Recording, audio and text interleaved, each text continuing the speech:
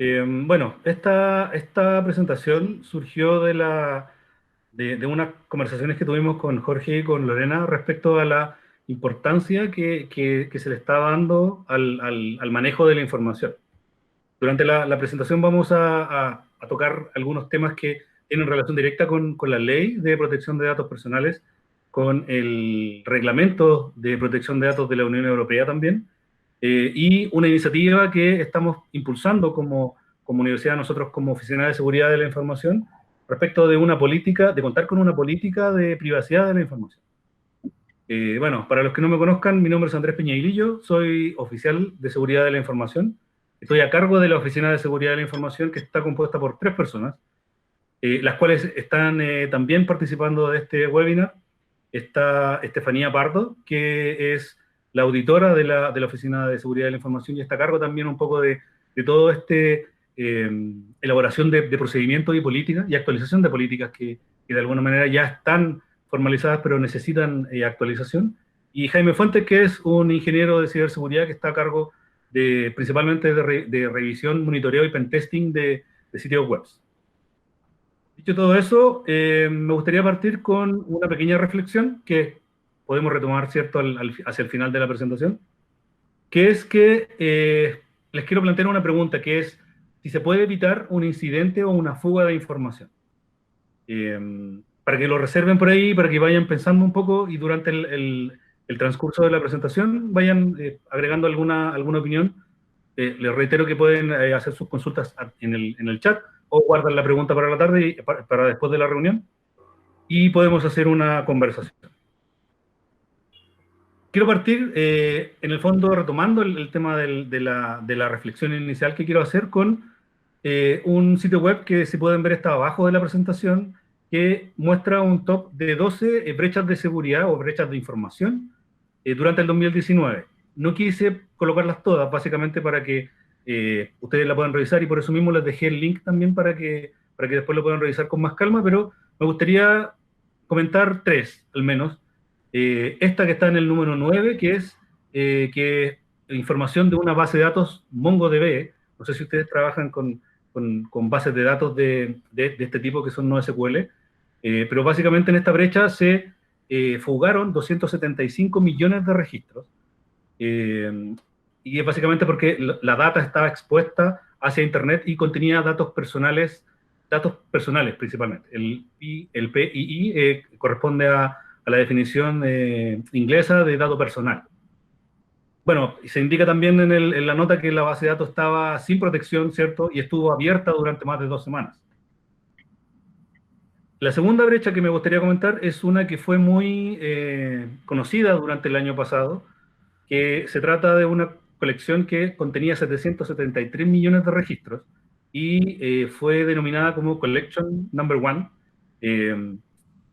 En esta base de datos de información que se filtró, que se fugó, nosotros como Oficina de Seguridad de la Información elaboramos un boletín. No sé si a ustedes les llegan los boletines que mandamos nosotros, pero de alguna manera nosotros, cada vez que salga una brecha de seguridad que considere muchas cuentas de la Universidad de Chile, y básicamente en esta brecha, junto con la de Canvas, había muchas cuentas de la universidad comprometidas. Ahora, ¿cómo nosotros nos damos cuenta que hay cuentas de la universidad comprometidas? Básicamente porque nos llega una alerta. Nosotros estamos suscritos a un sitio que es un sitio donde se van reportando estas brechas de información y estas fugas de información, y nos van informando qué cantidad de correos electrónicos del dominio Chile, ug.chile o el dominio que nosotros inscribamos, ¿cierto?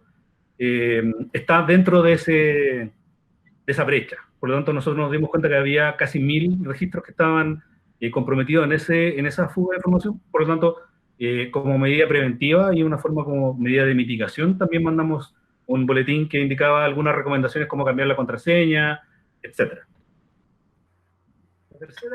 El tercer ejemplo de la brecha de información que quiero comentarles es uno que, de hecho, aparece en el lugar número 1, ¿cierto? Con 4 billones de registros que se fugaron, que es básicamente de algunos sitios de redes sociales, como por ejemplo LinkedIn y Facebook.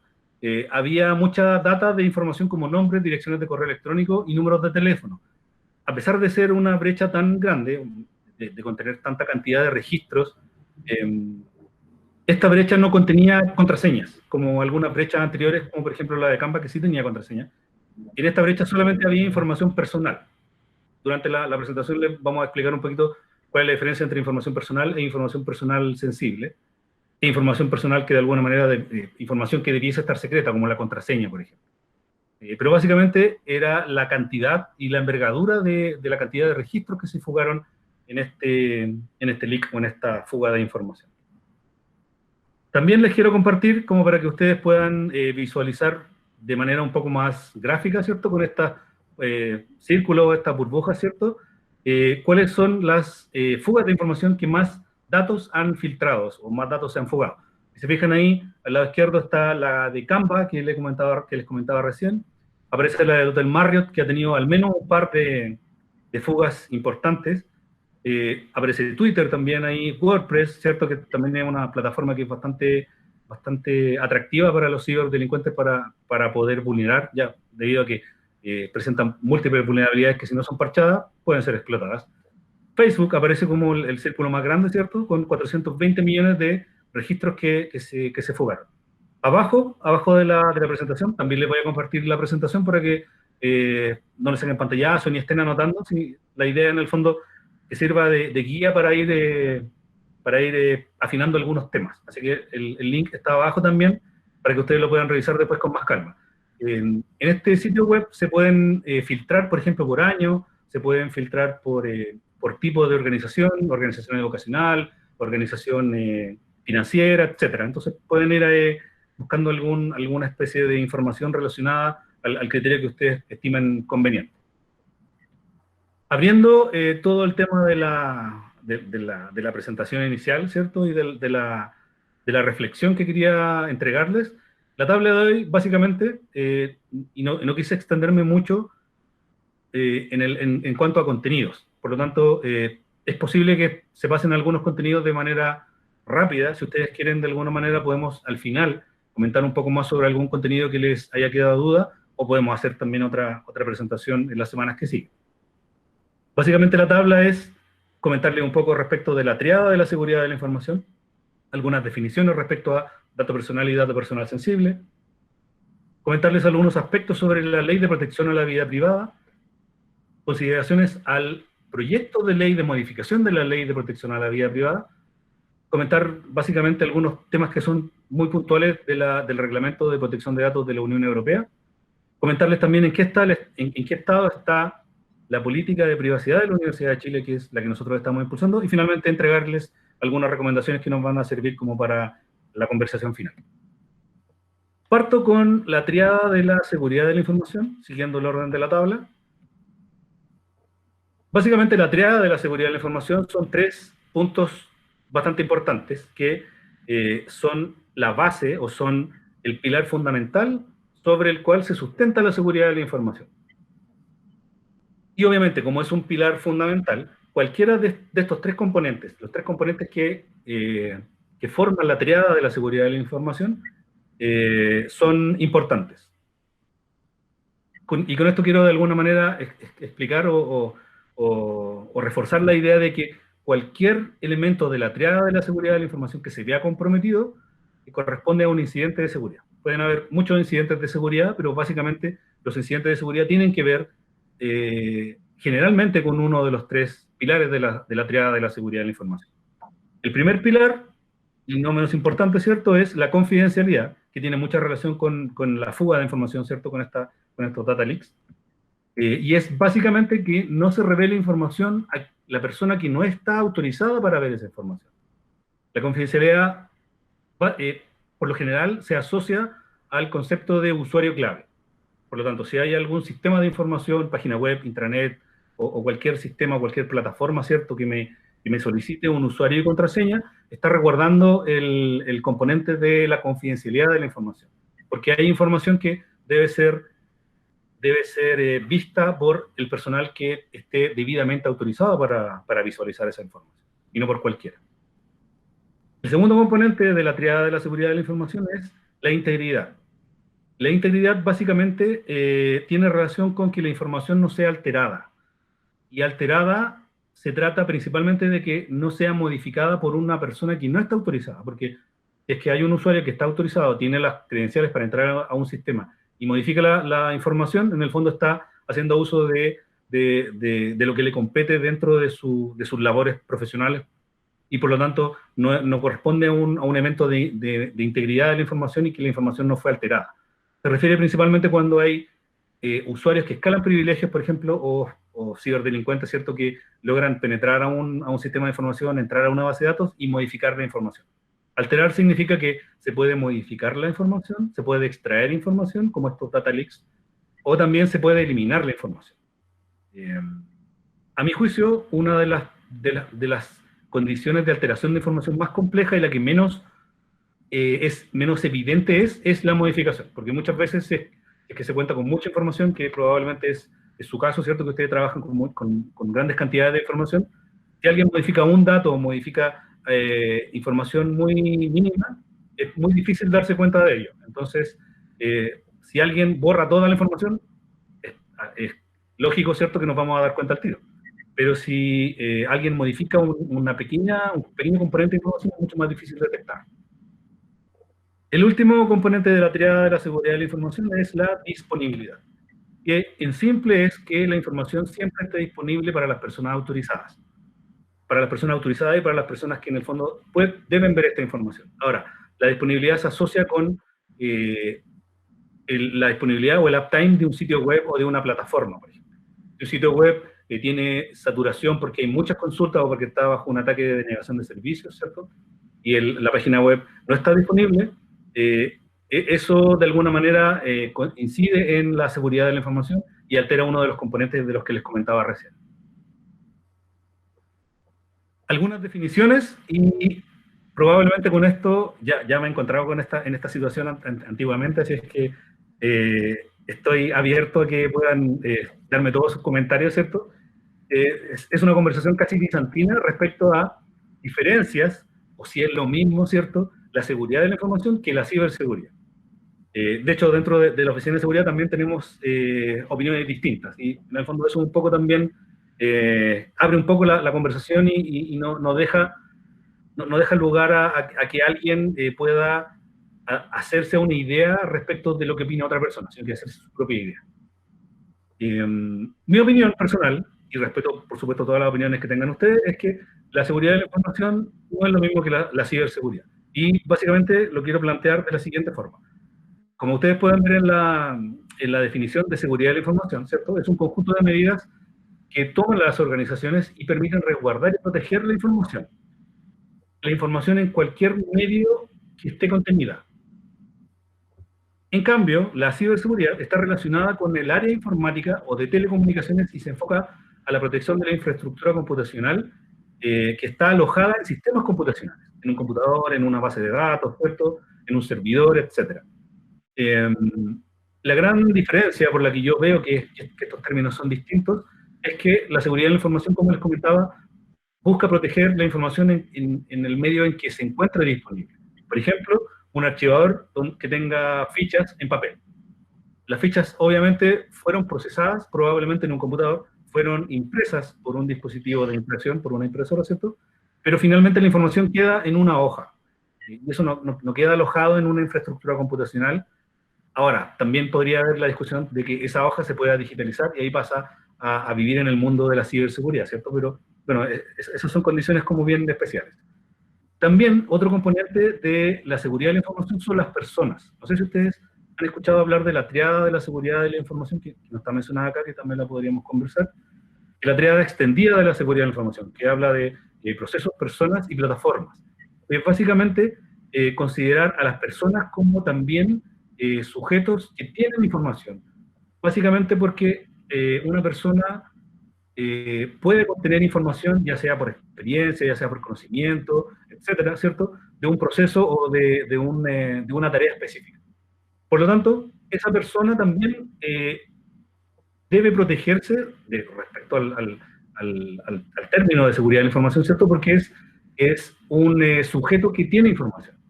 Por lo tanto, y tampoco está alojada en un sistema informático, porque lo ideal sería que todos los procedimientos y todos los procesos estuvieran documentados, ¿cierto? Cosa que si una persona decide irse de la institución, si es desvinculada de la institución, la persona que llegue a ocupar su cargo puede leer la documentación y puede hacerse cargo, valga la redundancia, ¿cierto?, del proceso que llevaba la persona anterior.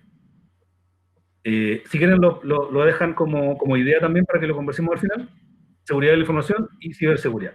Hay otros colegas que también tienen la idea de que la seguridad de la información está contenida dentro de la ciberseguridad, y hay otros que también plantean que la ciberseguridad está contenida dentro de la seguridad de la información.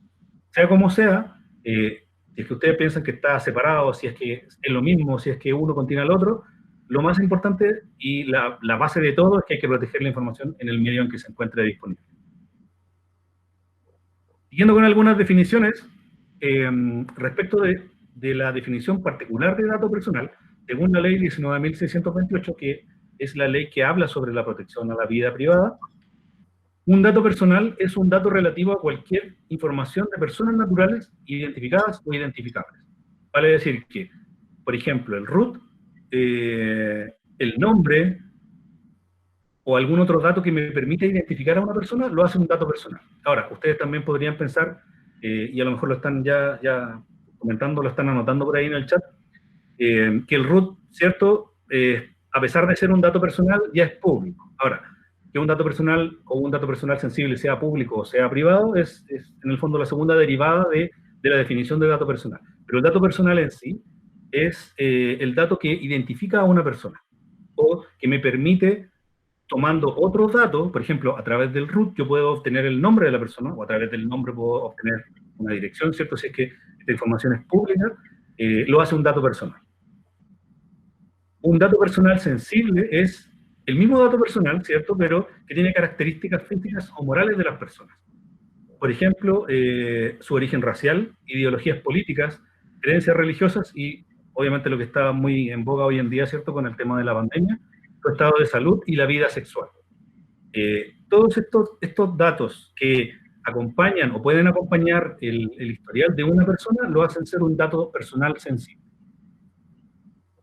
Respecto de la ley 19.628, que es la ley de protección a la vida privada, como contexto me gustaría hacer un breve resumen de lo que indica la ley. Ahora también comentarles que no sé si han escuchado que no existe una ley de protección de datos personales en Chile, o que existe un proyecto de ley para contar con una ley de protección de datos personales. Bueno, yo les quiero contar que existe la ley 19.628, existe una ley de protección a la vida privada, que obviamente sí necesita mejoras. Sí, el proyecto de ley que busca modificar esta ley también incluye temas que son importantes, en el fondo, para la implementación de esta ley, pero existe una ley. Bien o mal, pero existe una ley. Esta ley, la que está actualmente vigente, ¿cierto?, describe lo que les acabo de comentar, ¿cierto? Dato personal, que es, en el fondo ya sabemos que es el dato que hace identificable a una persona, y la ley se refiere a dato personal como los datos relativos al titular del dato. O sea, yo, Andrés Peñailillo, si entrego los datos, por ejemplo, al banco, yo soy el titular de esos datos personales. Un dato sensible es un dato de características físicas o morales o de la vida privada o de la intimidad, ¿cierto? Que lo habíamos comentado también recién. Y otros datos que probablemente ustedes también tratan o hacen tratamiento de esta información, que son los datos estadísticos. En el fondo son datos que no identifican a una persona, que son datos porque que de alguna manera tienen, no hacen que un dato no sea identificable, no sea relacionable con una persona, por lo tanto pasa a ser un dato estadístico. Y un dato caduco también, que es cuando probablemente una persona ya cambió su estatus, ¿cierto?, o una persona falleció, ese dato también queda caduco. Y hay otros ejemplos también. Respecto a lo que indica la ley de protección a la vida privada sobre un registro o banco de datos, se establece que debe existir un conjunto organizado de datos que permite relacionarlos entre sí. Existen dos tipos, uno que es un registro automatizado y un registro no automatizado. Básicamente, un registro automatizado es información que se guarda bajo una herramienta tecnológica, por ejemplo, una base de datos. Un registro no automatizado es algo que tiene una organización manual, una planilla Excel, por ejemplo, archivadores que de alguna manera permiten guardar información o guardar este tipo de registros que hace referencia a la ley de protección de datos personales.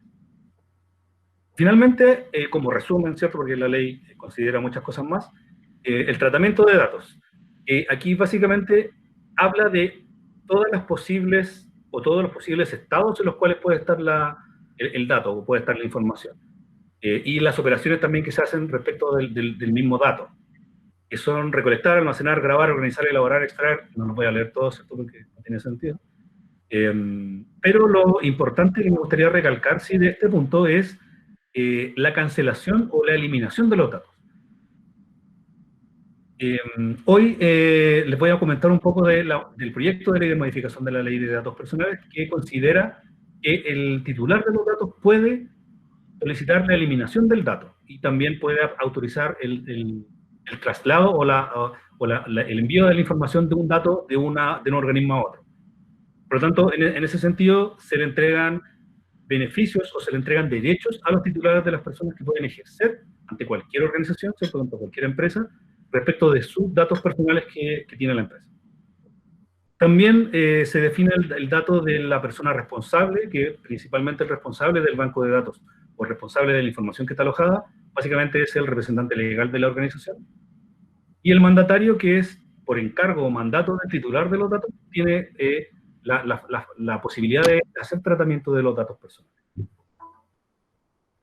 Respecto al proyecto de modificación de datos personales, 3 puntos que me gustaría comentarles, que son los derechos ARCO, que a diferencia de la actual ley de datos personales, es solamente ARCO sin considerar la letra P, que son derechos de acceso, derechos de rectificación, de cancelación, de oposición y de portabilidad, como les comentaba hoy en día.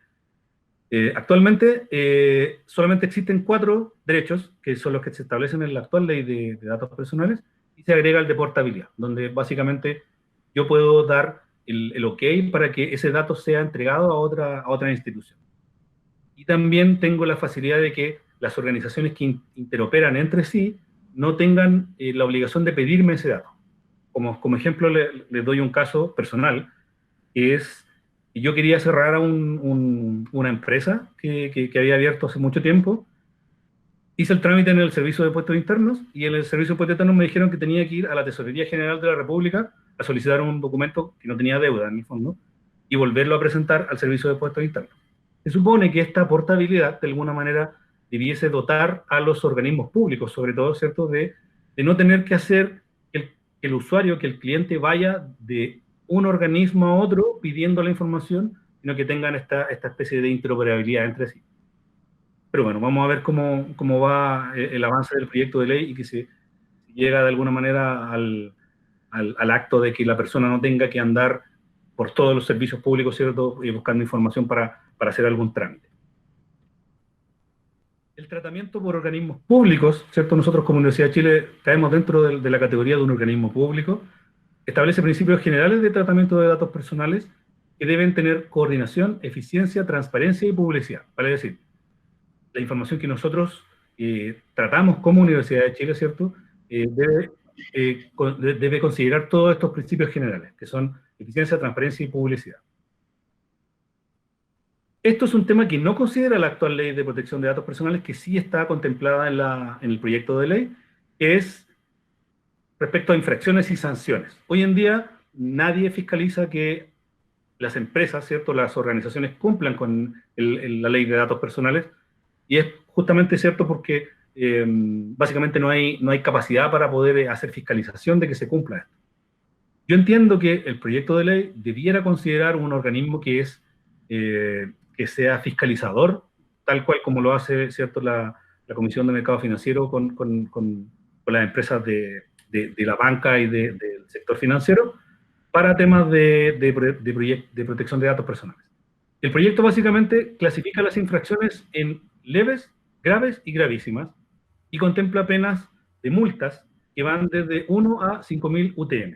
Aproximadamente, para que se hagan una idea, entre 50.000 pesos, básicamente, y 250 millones.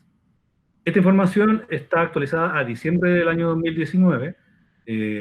Probablemente, como la discusión se vio un poco truncada, ¿cierto?, por el tema del estallido social de fin de año del año pasado, y ahora, por supuesto, con el tema de la pandemia, la discusión probablemente de este proyecto de ley se atrasó, tiene algunos cambios, ¿cierto? Hay que estar un poco siguiendo el historial de cómo va este proyecto de ley en su tramitación en el Congreso. Respecto al reglamento, perdón, general de protección de datos personales de la Unión Europea, comentarles que está activa o está vigente desde mayo del año 2018, vale decir, desde esa fecha, todas las empresas, tanto de la Unión Europea como de fuera de Europa, ¿cierto?, que pueden estar alojadas en otro país, que haga tratamiento de datos personales de usuarios de la Unión Europea, están obligadas de alguna manera a cumplir con este reglamento. La ley afecta a todas las organizaciones que hagan tratamiento de datos de ciudadanos, independiente de su lugar de origen o de residencia. Si hay algún ciudadano de la Unión Europea que esté en una base de datos, eso está contemplado como la protección del Reglamento General de Protección de Datos. Finalmente, podría ser aplicable a países fuera de la Unión Europea que hagan tratamiento de datos, obviamente, de ciudadanos europeos.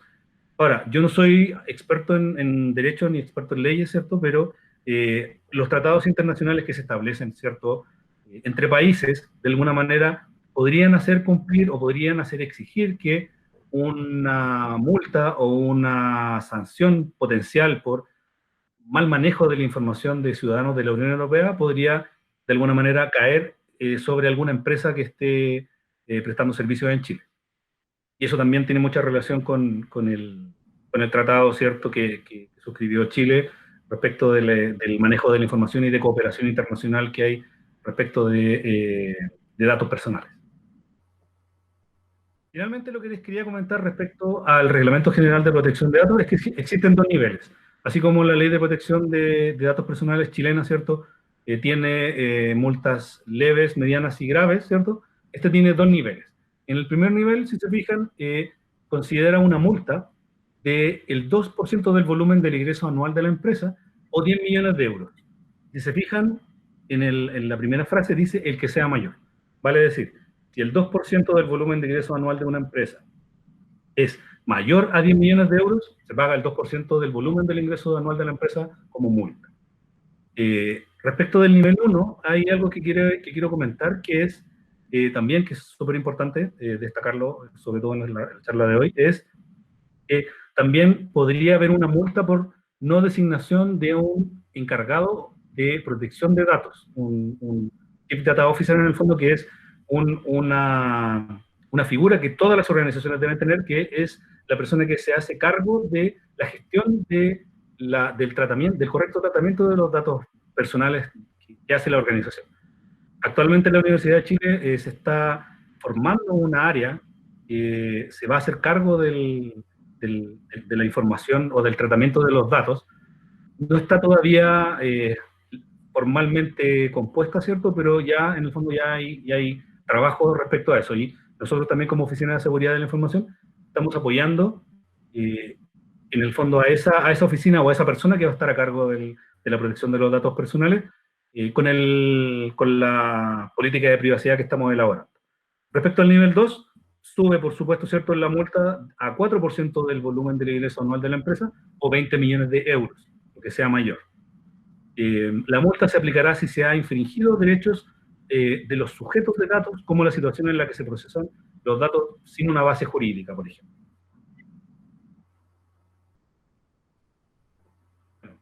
Comentarles ahora respecto de la política de privacidad que estamos elaborando nosotros como Oficina de Seguridad de la Información.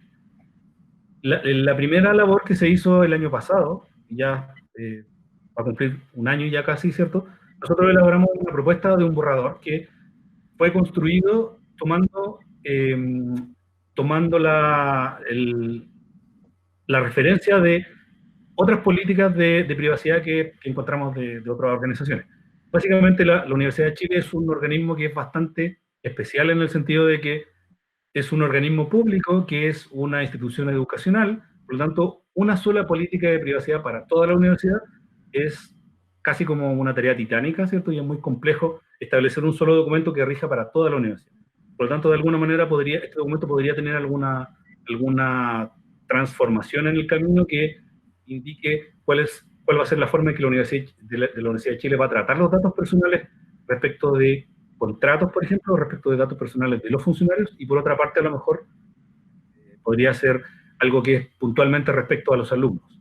no lo sabemos todavía. Nosotros estamos trabajando en un solo documento y ya tiene la revisión de la Dirección de Servicios de Tecnología de la Información, pasó por una revisión y por un acuerdo también del CICIP, del Servicio de Información y Bibliotecas, y ya pasó por su versión final número 1. También le pedimos a la unidad de transparencia, que depende de la unidad de la dirección jurídica, que nos entregara sus comentarios respecto de este documento de la política de privacidad.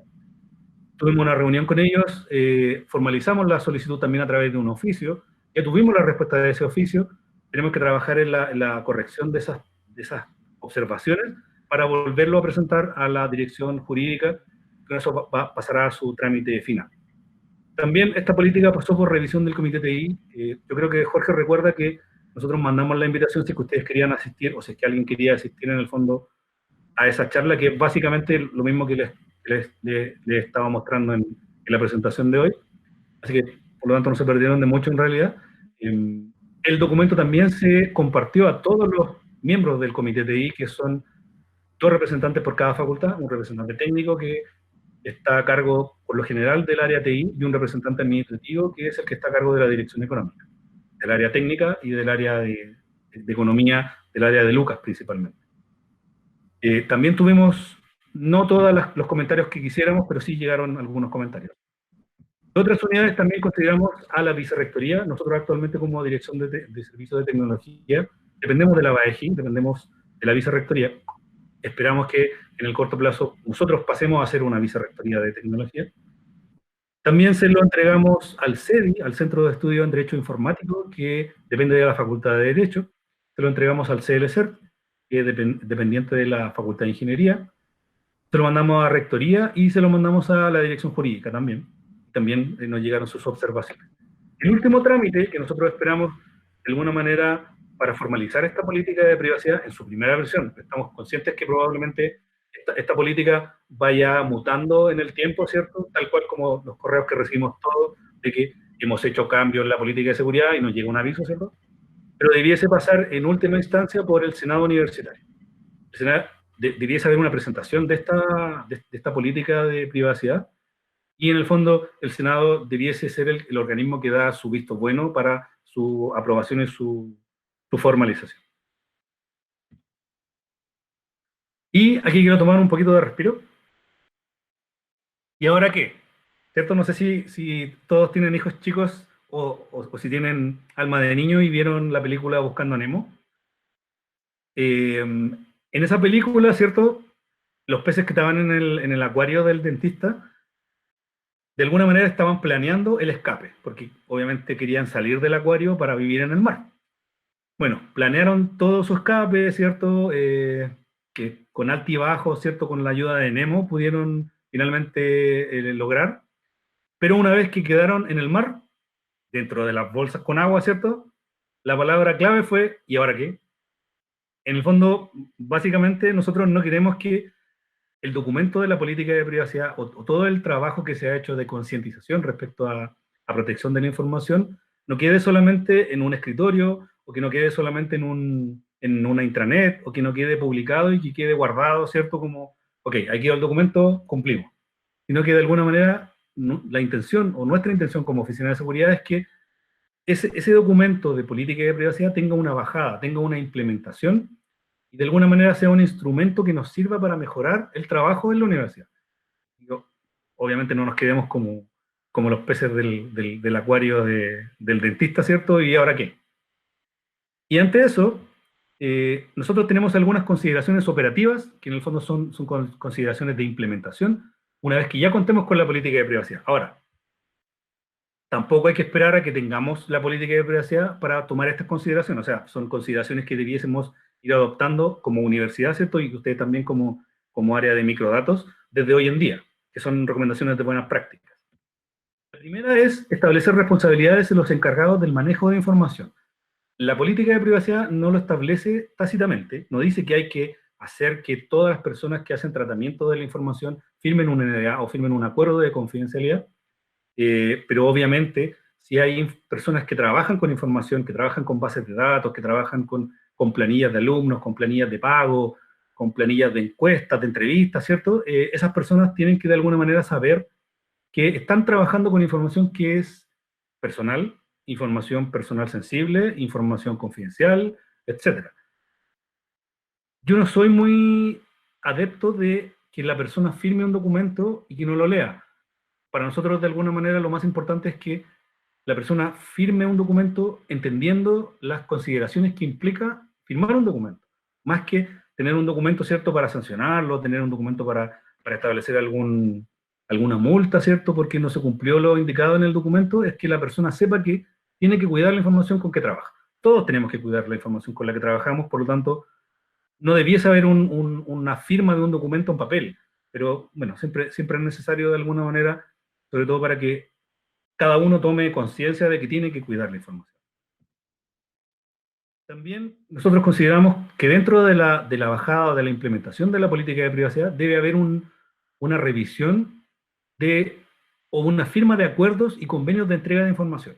Por ejemplo, viene un organismo de la Universidad de Chile y nos solicita a nosotros como STI o a ustedes como microdatos, ¿cierto? Por ejemplo, queremos que nos entreguen información relativa a sus funcionarios, queremos que nos entreguen información de los alumnos, queremos que nos entreguen cualquier información. Eh, Nosotros como universidad debiésemos tener acuerdos internos de entrega de información. Con esto no estoy diciendo que tengamos que firmar tampoco un convenio entre la Facultad de Derecho y la Facultad de Economía, por ejemplo, pero sí establecer protocolos de entrega de información. Ok, yo te entrego información que es de la universidad, pero tú también tienes que de alguna manera cuidar esa información. O sea, te estoy haciendo entrega de la información, pero tú te haces responsable de la custodia también de esa información. Básicamente se resume en eso. Acá está el punto que me había adelantado un poco en el punto anterior, revisión de contratos con proveedores. Actualmente todos los organismos tenemos contratos con proveedores, ya sea desde nuestro lado, ¿cierto?, con proveedores para mantención del data center, proveedores que desarrollan aplicaciones, proveedores que hacen estudios también, ¿cierto? Todos los contratos actuales de ahora en adelante y los que ya se firmaron debiesen revisarse. Yo sé que es complejo por la estructura, ¿cierto?, un poco burocrática de la universidad, poder modificar un contrato de un proveedor que ya está firmado, que ya está suscrito. Pero de alguna manera, los que no están o los que no se pueda, de alguna manera llegar a algún acuerdo de palabra o a lo mejor algún acuerdo escrito por algún correo electrónico con el proveedor para que todos sepan que hay que cuidar la información. No me gustaría que pasara lo que pasó con el Hospital Sotero del Río. No sé si ustedes supieron que el Hospital Sotero del Río usaba una plataforma de una empresa externa donde guardaba información, por supuesto. La empresa externa tuvo un incidente con ransomware, se infectó el servidor donde estaba la información, perdieron toda la información y empezó la clásica pelea de, no, si la responsabilidad del proveedor, el proveedor dice, no, pero que la responsabilidad es del cliente porque no me dijo que esta información era importante. Entonces, para que no pasen esos problemas de quién es la culpa finalmente, o más que buscar responsable en el fondo, quién es el que tiene que hacerse cargo de algún incidente como ese, por ejemplo, es que las condiciones estén claras, que el proveedor sepa que la información que yo le estoy entregando es información que debe resguardar y que debe cuidar, sobre todo con los contratos que vengan en adelante. Respecto al protocolo de manejo de información interna y externa, también tiene que ver un poco con el envío de información hacia una facultad, pero sobre todo externamente hacia la universidad. Nosotros también como servicios centrales interactuamos mucho con el Ministerio de Educación, con la Subsecretaría de Educación, con el Ministerio de Educación, para temas de validación de títulos, ¿cierto?, de alumnos, y otros datos más también se interactúa con el registro civil en algunos casos, y obviamente se deben establecer los convenios y los acuerdos necesarios para entregar información. Ahora, el gobierno por lo general hace firmar acuerdos de cooperación. Nosotros tuvimos que firmar un acuerdo, yo lo comentaba a Jorge, recuerdo en algún minuto, un convenio con la SECPRES, con la Secretaría General de la Presidencia, para la utilización de su plataforma de firma electrónica. Tuvimos que firmar un convenio de colaboración en el fondo donde nosotros nos hacemos responsables del buen uso y ellos se hacen responsables en el fondo de entregarnos el servicio. También podría ser con el registro civil, ¿cierto? Si es que hay alguna instancia de consumo de información, de root, de nombre, de dirección, fecha de nacimiento, etc. También no les compete directamente a ustedes, pero la universidad también trata datos sensibles de salud, que es principalmente la Facultad de Medicina y el Hospital Clínico. donde hay casos que son bien puntuales, porque además de eso, además de que la información de los datos está protegida por esta ley, en el caso de los datos de salud están protegidos por normas también, que obligan a que los datos sensibles, sobre todo de ficha médica, ¿cierto?, sean resguardados y sean protegidos. No es que sean más importantes que los otros datos, pero sí tienen una normativa relacionada que es bastante más estricta. Y otros también que probablemente, a lo mejor ustedes nos pueden dar un input, algo que se les ocurra, que son consideraciones que no están acá en este listado, ¿cierto? Pero que a lo mejor nosotros los podríamos considerar, ustedes también los podrían considerar, en el fondo para que tengamos un mejor resguardo y mejor manejo de la información. Finalmente, y con esto termino, recomendaciones generales respecto de la información. La información y todo lo que nosotros tratamos respecto de información fuera de los límites ya no hablemos solo de los límites del trabajo como responsabilidad laboral, ¿cierto? Sino que hablemos como información personal, mi contraseña, mi tarjeta de coordenadas del banco, ¿cierto? Toda esa información que uno maneja y que uno debe custodiar es responsabilidad de todos. O sea, todos debemos tomar conciencia de que la información es importante. Información laboral, información personal, información familiar. Hoy en día, ¿cierto? Los chicos están, no sé si expuestos, pero sí están de alguna manera enfrentados a tener que asistir a clases virtuales, ¿cierto? Probablemente a muchos de ustedes les pasa que sus hijos tienen que estar en clases virtuales o hacen alguna junta para que puedan hacer tareas, ¿cierto? Juntos por algún tema de videoconferencia, pero en el fondo es información que todos debemos custodiar. La información, en el fondo, de acuerdo a mi opinión personal, es un activo valioso que todos debemos custodiar. Todos debemos, de alguna manera, poder tomarle la importancia de recordar la información. Básicamente es el mensaje que les quiero transmitir. El cuidado en el manejo de la información, sobre todo en estos tiempos de pandemia, ¿cierto? Y de teletrabajo, porque uno cuando trabaja en una dependencia física, nosotros nos conectamos a la red de la organización, usamos teléfonos de la organización, ahora que estamos teletrabajando probablemente tenemos el computador de la casa, que es el computador personal, usamos el teléfono de la casa o usamos el celular personal, ¿cierto? Por lo tanto, las fronteras del resguardo de la información que teníamos cuando trabajamos físicamente en la torre ya no existen. No existen porque tengo que usar mi teléfono, tengo que usar mi computador, estoy físicamente en un ambiente que no es mi pega principal, sino que es mi casa. Estoy abriendo de alguna manera mi espacio personal para trabajo, cosa que no se había visto antes. Por lo tanto, también hay que tener ojo con eso. Parece chistoso también, pero no sé si han visto algunos videos donde hay personas que están haciendo una exposición y por atrás aparece su marido o su señora con ropa interior, o se cruza el gato, o sale el niño corriendo por atrás, ¿cierto? En el fondo son consideraciones que de alguna manera nosotros debemos resguardar, sobre todo porque estamos abriendo un espacio personal que es nuestra propia casa. También debiésemos tomar y adoptar procedimientos de creación y eliminación de cuentas de acceso. Este punto es súper importante. Nosotros como Oficina de Seguridad desde hace mucho rato estamos insistiendo reiterativamente y somos súper majaderos en decir que todas las cuentas de correo, cuentas de usuario, de acceso a plataformas que se crean, se deben eliminar. Yo le creo una cuenta a un funcionario cuando llega, correo electrónico, acceso a la internet, acceso al sistema administrativo, etcétera. Si esa persona se va, hay que eliminar el correo, hay que eliminar el acceso a la cuenta de sistema administrativo y a la intranet. Nos hemos encontrado, y es la realidad, ¿cierto?, con cuentas que siguen vivas de personas que se fueron hace mucho tiempo. Por lo tanto, nosotros estamos en un procedimiento de barrido de todas esas cuentas que todavía siguen vivas y se va a hacer un bloqueo o una eliminación de esas cuentas.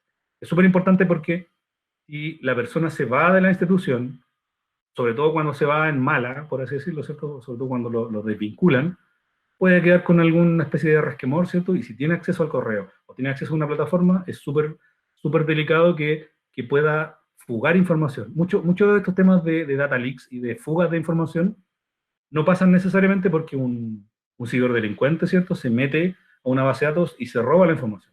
Muchas veces pasa porque las mismas personas que trabajan con la información se la mandan a un amigo porque está reclutando personas, por ejemplo, para una tarjeta de un retail, o se la mandan para que mande información sobre no sé, estoy inventando, sobre una ISAPRE, ¿cierto? Etcétera. Por lo tanto, y también sobre todo está esta condición de que si la persona se va en mala, como se dice, ¿cierto? Cuando es desvinculada de la institución, puede ser que tenga información o que tome información y se la entregue a la competencia, se la entregue a un tercero o simplemente la deje disponible para que todos la vean. Hacer o solicitar copias de respaldo de forma regular. Si ustedes no saben cómo hacer copias de respaldo, deberían de alguna manera solicitar esa información al área de soporte de la FEN. Si ustedes manejan el concepto de copias de respaldo y tienen un disco duro externo, un pendrive, lo respaldan en la nube, básicamente en el fondo es que ustedes tengan respaldo de su información personal. Muchas veces pasa que el disco duro se murió y no tengo respaldo, que se me borró la información por error y tampoco tengo respaldo, que me entró un ransomware, me encriptó todo el computador y tampoco tengo respaldo. Por lo tanto, las copias de respaldo en el fondo van a ir a custodiar esta triada de este componente de la triada de la información que es la integridad. En el fondo, la información esté inalterable y que yo pueda acceder a esa información en cuando sea necesario. En el acceso a la red o sistemas informáticos en la red universitaria. Hoy en día estamos lejos de eso, ¿cierto? Porque estamos trabajando fuera de las barreras de la universidad, pero también hay que tener ojo porque puede ser que en alguna red Wi-Fi, ¿cierto? Que esté abierta sin contraseña, que se disponibilice para la oficina, ¿cierto? O para el grupo de trabajo, puede entrar un usuario, vea carpetas compartidas que están compartiéndose dentro de la Wi-Fi del área de trabajo, o pueda tener acceso a información que no debiese. Por lo tanto, también hay que tener mucho cuidado con quién accede a la red. También hay un ejemplo que siempre doy respecto a temas de acceso a la red. No recuerdo si era en FONASA o en una ISAPRE, había un punto de red en el muro y una persona que andaba con su notebook y andaba con un cable de red, conectó el cable de red, conectó el cable al muro y tuvo acceso a la red. Son cosas muy sutiles que de alguna manera uno puede pasar muchas veces por alto, pero son súper importantes y que cualquier persona que es bastante busquilla, sobre todo la gente que trabaja en ciberseguridad, somos súper busquilla, somos súper paranoicos en ese sentido. Cualquier cable que esté suelto, cualquier cosa que pueda prestarse para hacer algo, uno de alguna manera va a probar a ver si pasa. Y de hecho esa es la premisa, probar a ver si pasa.